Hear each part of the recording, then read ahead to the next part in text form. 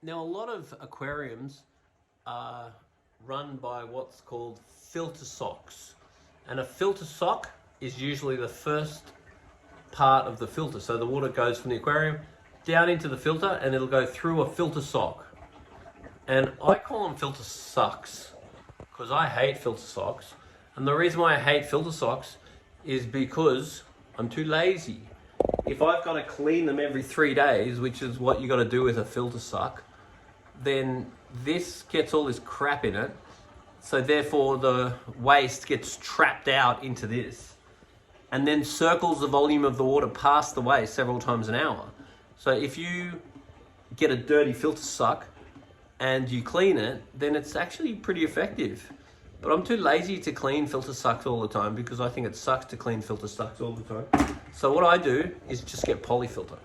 Now polyfilter, it's going to cost a little bit more. So some people are, oh, I want to spend $30 on some polyfilter. And if you don't want to spend $30 on some polyfilter, clean your filter sucks every 3 days and then you're okay. But I'd rather spend $30 on some polyfilter because what the polyfilter is going to do is adsorb and absorb the stuff out of solution. And it must be polyfilter, not fake polyfilter. There are lots of fake polyfilters on the market and they just trap crap, therefore circle the volume of water past the crap several times an hour. You want actual real polyfilter. And so I will put the polyfilter into the inlet of my filter and I'll literally leave it there for months because it's going to adsorb and absorb everything out of solution and therefore I don't even have to touch it for months. So I'd rather pay my $30 and not have to touch my filter sucks for months than freak out about $30 for every few months. And the other thing about filter sucks is that they often tend to be like right in the back of the filter and they suck to clean because it's a pain in the neck. So if I can just avoid that whole process, chuck some polyfilter in there, pay me $30 and then not have to touch it for months and take my money. So with these filter socks, you want to be cleaning them every few days. With the polyfilter, you just chuck it in there and leave it in there till it's black. Now, if it starts going a really, really dark brown, it's not a bad idea to chuck an extra piece in there, but you don't really have to remove it until it's actually black, which is actually months, which actually suits me just fine. Replace it when it's black and it will change color to tell you what it's removing to. Now, when reducing phosphate, a lot of it is 2 steps backwards to get a step forward. And there's various ways that you can reduce phosphate. And the thing is that, let's say that that point there represents 0 phosphate, then this is the way it works. Someone might go and buy a product like this, and this is likely to be like an aluminium-based product that is going to help get rid of phosphate. I haven't actually read the instructions, but probably is. And what this will do is help to reduce your phosphate. And what people do is they buy these products and they put them in the tank, and maybe this product has managed to get the phosphate from there to there. And the noticeable impact is 0. Oh, this one actually looks like it might be a ferric iron product. So anyway, it doesn't matter. There's all these different products. This removes silicates too. So this would be a ferric iron based product. And these products help to reduce phosphate. So you might put this in and your phosphate level's there, and we're calling that 0. And this product made it get to there. And you don't notice any difference. And then you go, oh, that product's crap. And then you get this product. And this product might make the phosphate level get to there. And that makes no difference too. And then you might get a different product or add both or whatever. And then you finally get to 0. And that makes no difference too. Because even when you get to 0, there's various things within the aquarium that are going to release phosphate once the dilution is allowable, such as your calcium diphosphate might come out of the rock or whatever. So the phosphate then may start to leach out. And basically, in order for you to see a measurable result, you've got to be at 0 for a period of time. So I would suggest that being at 0 for 3 weeks may actually see a difference. and then keeping it at 0 for another 3 weeks is when you'll actually start to see some results. So whatever you do today is basically going to take 3 or 6 weeks to see any difference. And so though this product may help and that product may help, none of these are the solution. The solution is get it to 0 and then keep it at 0 until you start to see results. So once again, patience is everything in this hobby. So this product here is going to help. This product here is going to help. Water changes are going to help. Gravel clean water changes are going to help. Improving the quality of your food is going to help. Cleaning your skin more often is going to help. And the other thing that I would definitely do is make sure I use polyfilter, because a lot of these products, the residual of these sorts of products, will be removed by the actual polyfilter. And polyfilter is like a pad that I'll put into the mechanical part of the filter, and I get best results from that. So getting your phosphate to 0, and I mean actual 0, not as in tested 0, because not all test kits are going to show up the different types of phosphate that's available. So it's a matter of taking this action until you see the results that you need. And to see the results you need patience. Now it's really important that you don't leave the lids off your test kits, because if you did leave the lids off your test kits, then evaporation is going to change the consistency of the actual test and therefore reduce the efficiency of the actual test. So making sure that you keep the lid on it is really important. Now cleanup crew are something you want to be very aware of. Strom snails are great for digging in your sand. Sand sifting stars are great for digging in your sand. And then abalone and snails are very good for running around and helping to control your algae. So adding enough cleanup crew makes your algae an actual commodity. So if in doubt, get more.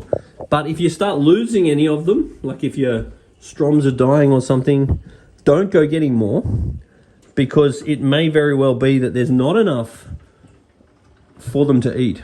So it's a bit of a balance of how many cleanup crew have you got and what cleanup crew have you got for the amount of waste that your tank's actually producing.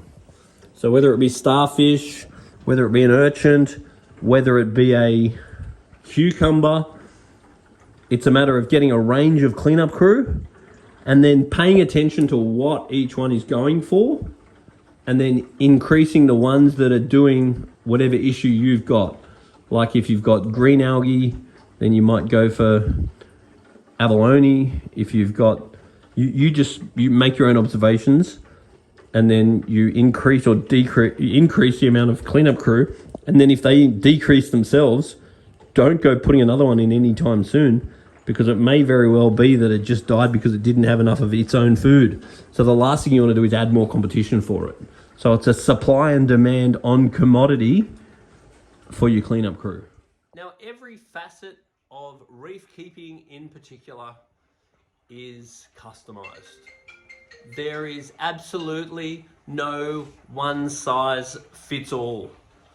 It's really a matter of getting to know your aquarium and what works for your aquarium. For example, someone might say, oh, I got this particular algae and I added a abalone and it solved the world's problems. And then someone else might go chuck an abalone in and not see any results. So there is no book that you can read. There's no website you can go to. There's no one you can talk to that has all of your answers, because it really is, you get to know your tank and you get to know what works for you. And over a period of years, you just get to know your tank. You get a relationship with your tank, and it's all based on care. If you care and you are happy to test and measure, you're happy to try something, see what happens, and if you enjoy that whole process, then you'll get to know what works for your aquarium. And not all aquariums are the same. What works for one doesn't work for another. So you basically, it's just a relationship that you get with your aquarium, and it's not one size fits all. Same as your other relationships in your life. No more comments. Now, phosphate is going to have an effect on your pH, because phosphate is essentially of acidic properties. So high phosphate is going to lower pH. Now this aquarium here has very good dissolved oxygen levels, good surface agitation, but the pH is relatively low. KH is a little bit low too. So your phosphate is not going to be helping this situation. So lowering your phosphate is going to allow more buffering capacity and more stable pH. So your pH is the acidity of the water. So there's a 3-part solution that's going to be the way they bond up calcium, carbonate and magnesium. They all bond up to stay in solution. So in this case, we have a calcium additive, and at the moment our calcium level is high. So water changes are good, and not adding it is good. And the KH and pH is low. So we definitely want to add this one. And then the magnesium seemed to be okay. So we're not too worried about that right now. So dosing that one and doing water changes is going to be our friend, because the water changes are going to defuse the other ones down, and adding that one is going to help the pH and KH. Because I definitely want to keep the pH about 8.4 and I want to keep the KH around 8. So I want to raise that. And the only way that I believe we're going to fix this once and for all is to have a dosing pump. Otherwise, I guarantee you, you'll do your water tests and you will get it right.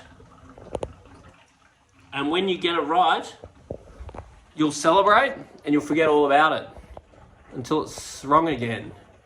So if I was you, I would get myself a dosing pump, put that down here, and you get the dosing pump and you set it, and then eventually, not quickly, eventually the dosing pump will set, and then the input will be set with the aquarium, and the waste being produced will be set, and then therefore there's no such thing as set and forget, but you certainly it can take care of your levels while you're not.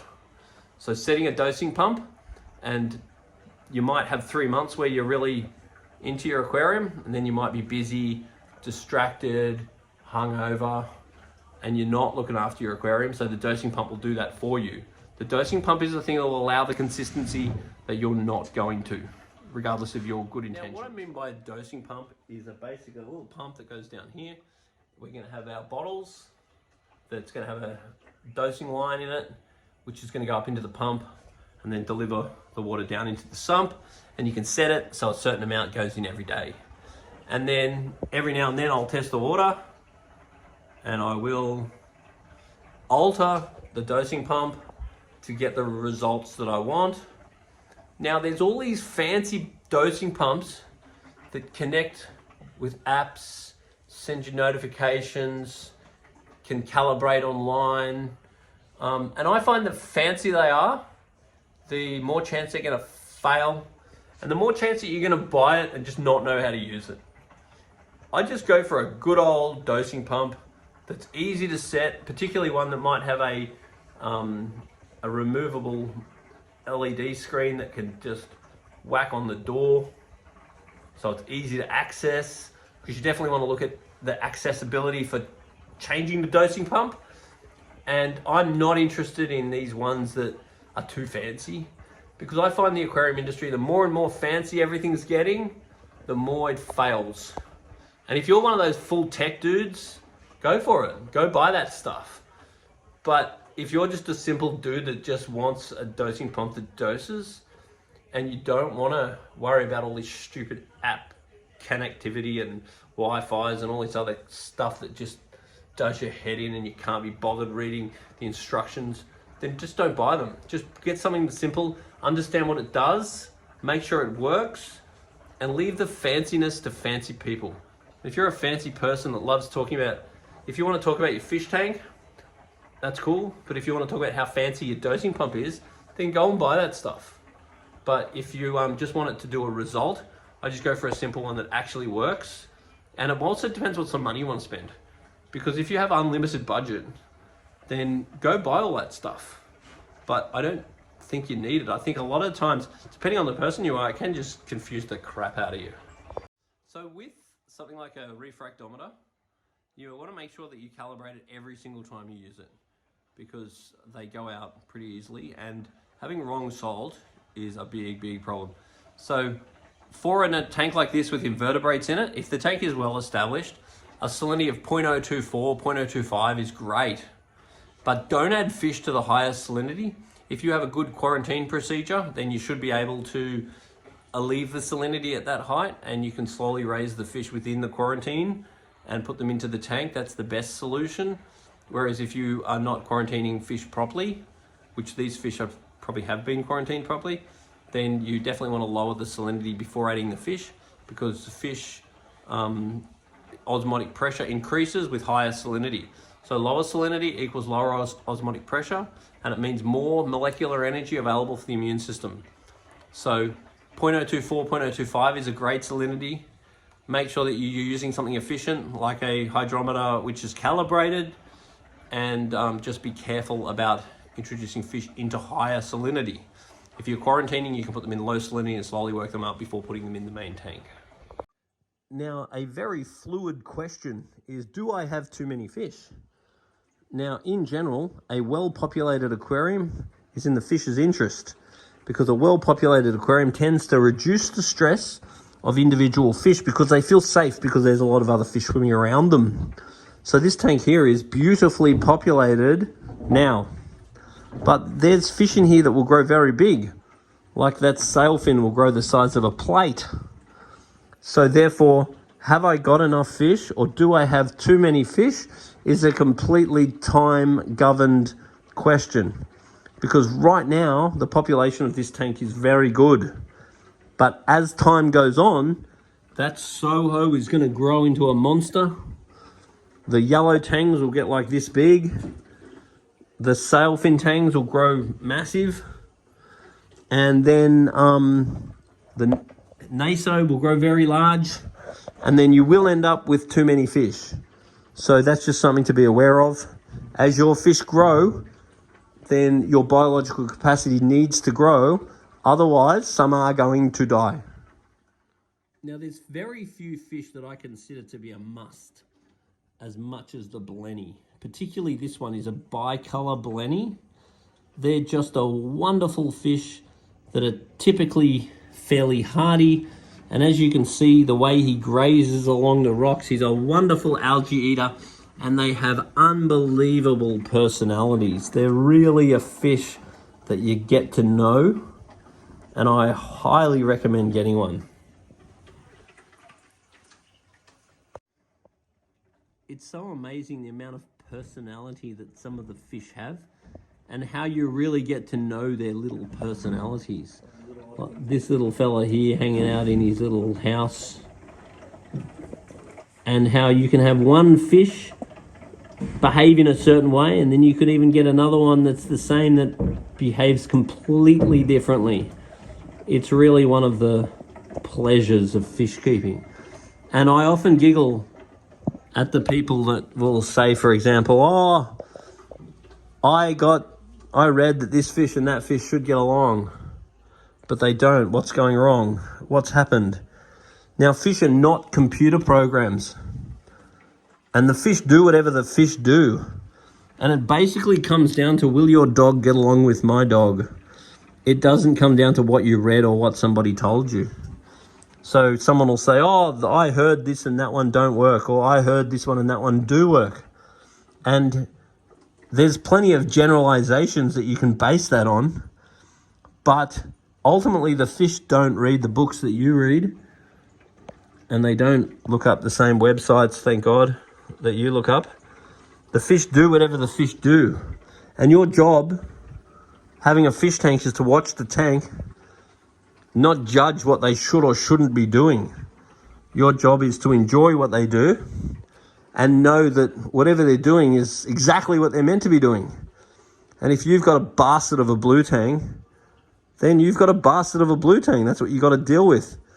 You can't go saying that you're pissed off because it shouldn't be, because it is. So what you need to do is just decide what to do now. if you've got a bastard of a blue tang, maybe you have to get rid of him. And maybe the next blue tang you're going to get is great. Or maybe you'll get a wimp of a clownfish. Once again, watching what goes on and then reacting to what goes on is what a fish tank's all about.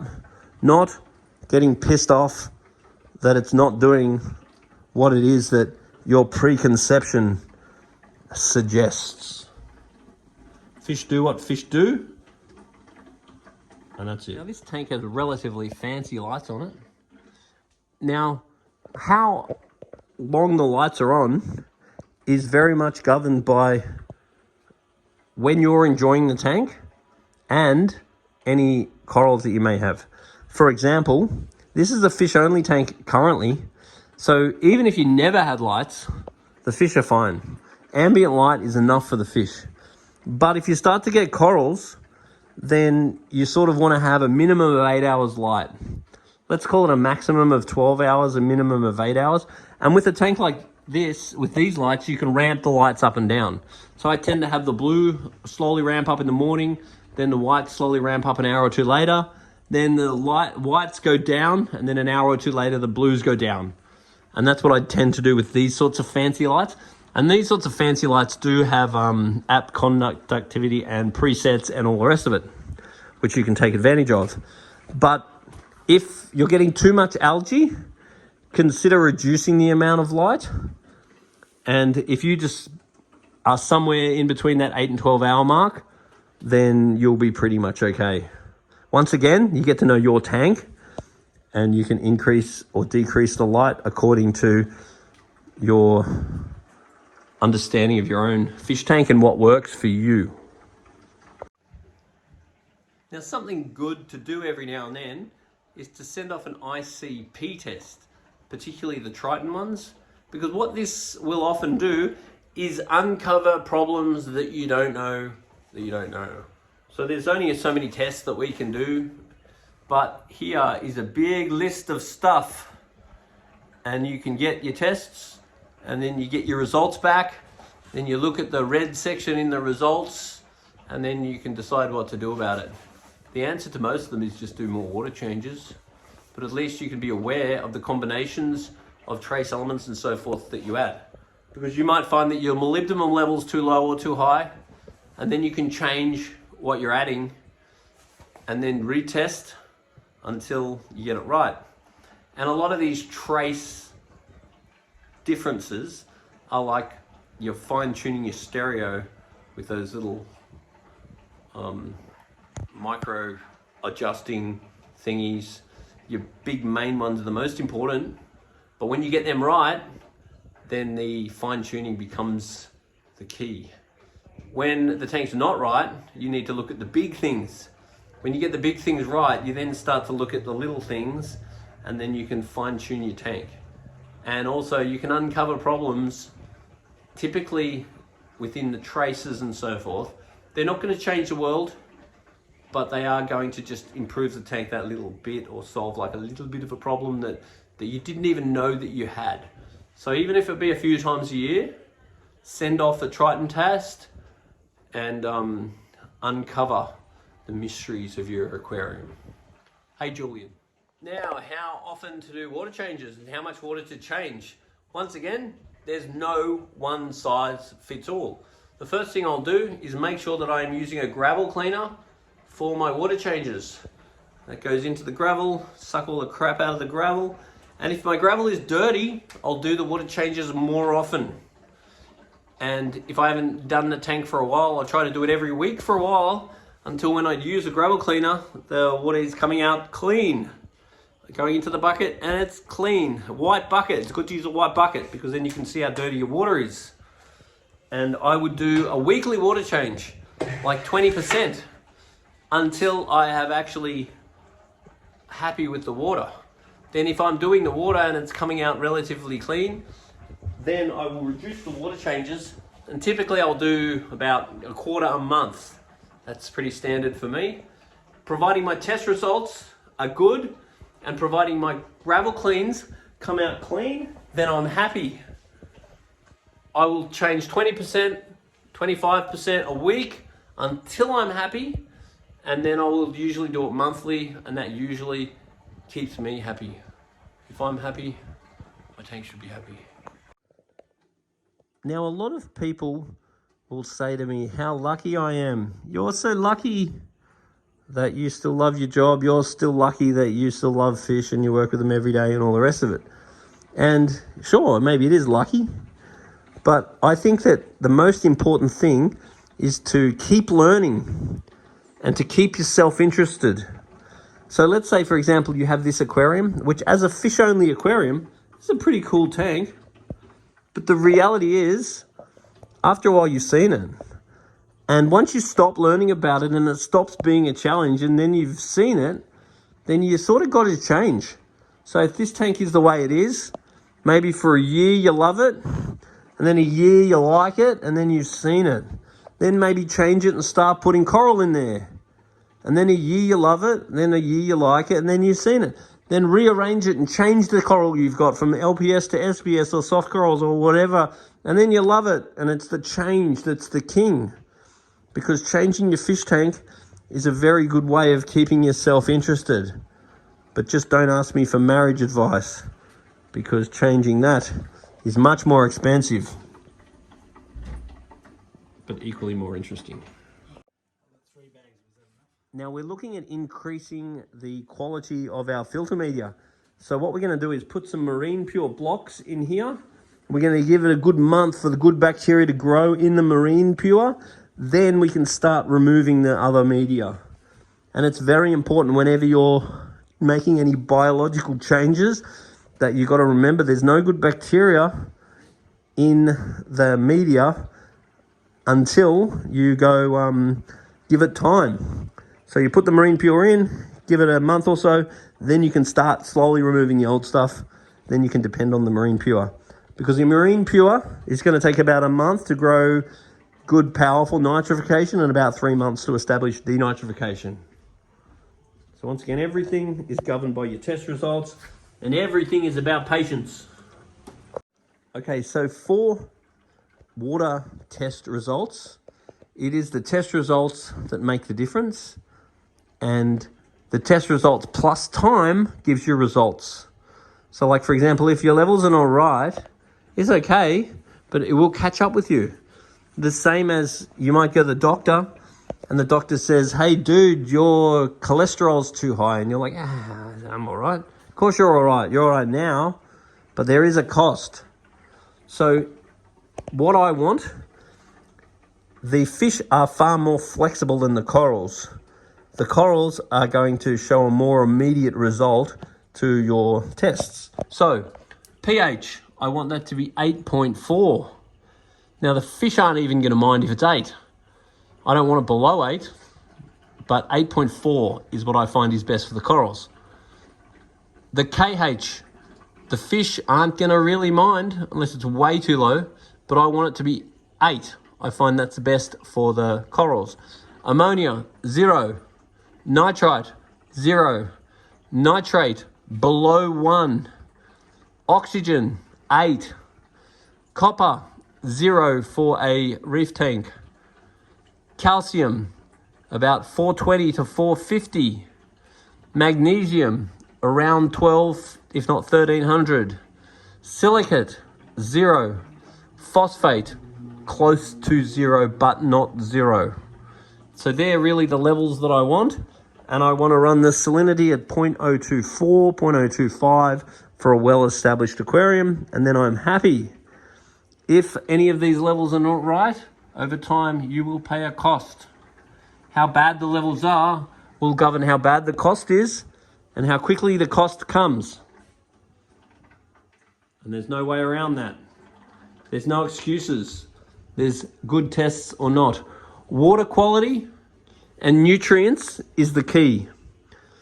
So good lights for your corals and good nutrients, particularly for your fish, but also your corals. So once again, the food that I want is Denichi, particularly the Marine FX, and probiotics by Spectrum. They're the two main foods that I would want to feed. Quality of food and good water quality is the solution.